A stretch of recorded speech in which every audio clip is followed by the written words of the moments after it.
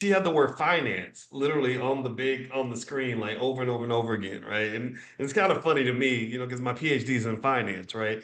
And so it's just, and what's interesting is I remember one time somebody who was talking about money, and they said, when you talk about money, you can't use fancy terms that confuse people like finance. You just have to say money. And I was like, so finance is like that's a fancy word. People don't understand what that word means. I think we should all understand what the word finance means. Don't you agree? Is it me, just me, or that's not real complicated? That's not complex. But she literally said, "Well, I don't want to confuse people, so I don't use words like finance." And I'm like, but they put it in a song, and everybody sang the song. So back in the 80s, everybody knew what finance was, right? And the other thing that was funny was I said she kept saying, a fly girl like me needs what? Put it in the chat. Needs security, right? So a lot of actually, if you look up a lot of evolutionary theory on women and financial security, there are theories out there. One part of evolutionary theory says that women basically choose mates, not all the time, but in many cases, they choose mates on their ability to provide security.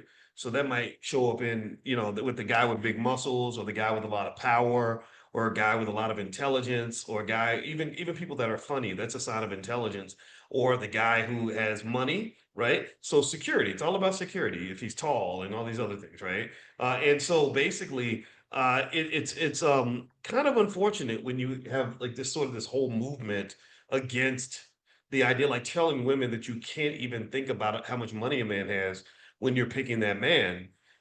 Because from what I have read, basically, if you have children, you want to protect your children, and your children are better protected if daddy can go out and bring home the bacon. Because, in many cases, traditional gender roles have the woman as a caregiver, right? And not to say women can't go bring home the bacon, but it's just the world's kind of got a little weird and a little bit backward, and I don't think people really know who they are. Now, one thing I want to do is I want to do a little quiz, and I want to see who can answer this question first.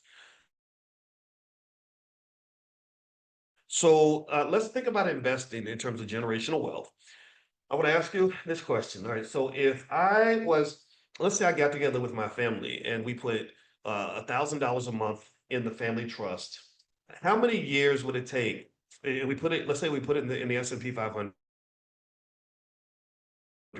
How many years would it take for that $1,000 a month to turn into $50 million? $50 million. Go ahead and answer in the chat. Let's see if anybody can come close to the magic number. Okay, Curtis says 20 years. Ooh, that's very fast. 50 years, LaShonda 50. Actually, it's a little bit longer than that. It's more like actually 72 years. 75. Okay, so Kimlin got the answer. Good for you. Everybody congratulate Kimlin.